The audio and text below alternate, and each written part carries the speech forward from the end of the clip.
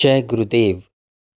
इस विश्व में प्राणियों की दो महाव्याधियां हैं, वर्तमान यह लोक और भावी परलोक। यह लोक की व्याधियों का उपचार तो औषधियों, मंत्रों, शास्त्र विहित यज्ञ आदि शुभ कर्मों से हो जाता है, परंतु परलोक की व्याधि का उपचार तो वैराग्य, विवेक, विचार, सत्संग द्वारा आत्मज्ञान रूपी औषध से ही होता है। जीवात्मा का परब्रह्म परमात्मा के साथ अपनी एकता का सुदृढ़ निर्विकल्प ज्ञान ही इसकी एकमात्र रामबाण औषध है। इस जगत की और परमात्मा की कार्य कारणता बीज वट वृक्ष जैसी है। वट के बीज में खोजने पर भी कहीं किसी भी रूप में वट वृक्ष नहीं मिलता। वृक्ष बीज में कहाँ किस रूप में रहता है यह जाना नहीं जा सकता, परंतु बीज से पैदा होने के बाद सुस्पष्ट ही वर्धित और स्थित देखा जाता है। ऐसे ही परब्रह्म परमात्मा में इस सृष्टि का कहीं कुछ पता नहीं चलता कि कहाँ किस रूप में रहती है। परब्रह्म परमात्मा के उन्मीलन से ही अहम रूप में इसके बीज की अनुभूति होती है, जो वास्तव में परमात्मा से पृथक कुछ भी नहीं होता। जल और उसकी लहरों एवं वायु और उसके स्पंदनों में नाम रूपात्मक भेद केवल भ्रम प्रयुक्त ही है, क्योंकि अद्योपांत ना कुछ पैदा होता है और ना नष्ट ही होता है। हर अवस्था में जल तो जल और वायु तो वायु ही है, अन्य कभी कुछ नहीं है।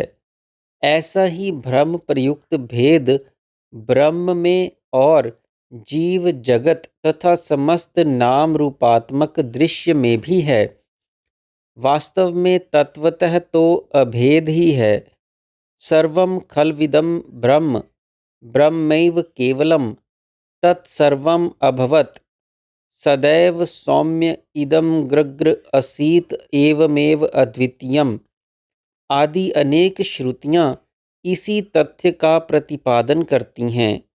संवित अर्थात चित्ती क्षण मात्र में एक देश से दूर अति दूर देश में जा पहुँचती है। इन दोनों देशों के मध्य का निर्मल सम शांत रूप परब्रह्म परमात्मा ही है। इसी में सुदृढ़ स्थित मोक्ष या परम पद है। दृश्य जगत को ब्रह्म रहित भिन्न रूप में देखना ही अविद्या है और ब्रह्म रूप में देखना ही विद्या है। सभी जंतु आत्मा के ही संविन्न मात्र स्वरूप हैं और उनके संकल्पों का विस्तार ही यह जगत है। परब्रह्म परमात्मा सर्वशक्तिमान है। उसमें सभी परस्पर विरोधी शक्तियाँ और सभी भाव हैं। उदाहरण के लिए वह अणु से भी अणु है और वृहद से भी वृहद है। चिन्मय ज्ञान स्वरूप स्वयं प्रकाश होते हुए भी जड़, अज्ञान और तमस जैसा है। सर्वव्यापी, अद्वितीय, अविभक्त एकमेव होते हुए भी एक देशीय, अनेक रूप तथा अनेकशः विभक्त सा है। सागर की अनंत लहरों की भांति समस्त सृष्टि, दृश्य आदि उसी के स्पंदन हैं, तथापि वह परम शांत, सम, निस्पंद और रूप रहित निर्विकार है। वही ज्ञान भी है और वही अज्ञान भी है। वही विद्या भी है और वही अविद्या भी। वही प्रकाश भी है और वही अंधकार भी है। सर्वरूप सर्वात्मा भी है और नाम रूपातीत भी है। सर्वशक्तिमान होकर भी अशक्त सा, चेतन जड़ होकर भी जड़ सा, परम निर्मल होकर भी मलिन सा, सर्वाधार होकर भी निराधार सा, सदा सर्वत्र सर्वथा प्रत्यक्ष होकर भी अप्रत्यक्ष सा, और सर्वेंद्रिय रूप हुआ भी अगोचर अग्राह्य है।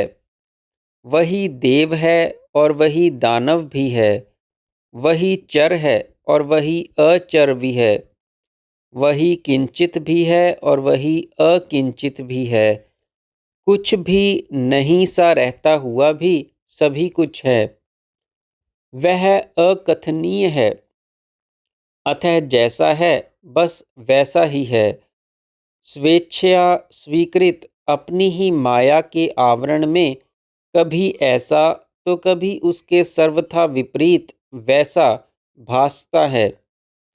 उसकी अनिर्वचनीय शक्ति माया या प्रकृति उससे सर्वथा अभिन्न है। जैसे सूर्य से किरण, अग्नि से ताप, वायु से स्पंद अथवा स्वर्ण से स्वर्ण आभूषण अभिन्न हैं, जो केवल परिच्छिन्नता भ्रम से ही अलग से लगते हैं। वह परब्रह्म परमात्मा अनन्य अनादि अनंत सर्वशक्ति युक्त अकथनीय अनिर्वचनीय है। अतः उसकी पराशक्ति माया भी ठीक उसी के अनुरूप अनादि अनंत सर्वशक्तिमान और अनिर्वचनीय है भी और नहीं भी है। वह शून्य भी है और अशून्य अर्थात पूर्ण भी है। खैर और करंज के वृक्षों से भरे इस संसार रूपी अरण्य का मूल इच्छा ही है। इसी के विनाश से यहाँ अक्षय परम शांति मिलती है। परब्रह्म परमात्मा का यथार्थ सुदृढ़ ज्ञान हो जाने पर या तो इच्छा, अहम, चित्त, वासना, तृष्णा आदि पैदा ही नहीं होती, और यदि कदाचित पैदा हो भी जाए तो वह ब्रह्म रूप ही होती है। अंतर्मुखी वृत्ति में इच्छा, अहम, चित्त आदि सभी ब्रह्म रूप ही हैं। जहाँ परब्रह्म परमात्मा केवल स्वरूप में होता है, वहाँ बहिर्मुख वृत्ति में परस्पर भिन्न होने से अहम, चित्त, इच्छा आदि नहीं रहते, और जहाँ चित्त, मन, इच्छा, अहम आदि होते हैं, वहाँ परमात्मा अपने केवल प्रकाशमान रूप में नहीं होता। अर्थात जहाँ चित्त, इच्छा, अहम आदि हैं, वहाँ निर्वाण नहीं है, और जहाँ निर्वाण है वहाँ अहम, चित्त, वासना आदि नहीं रह सकते।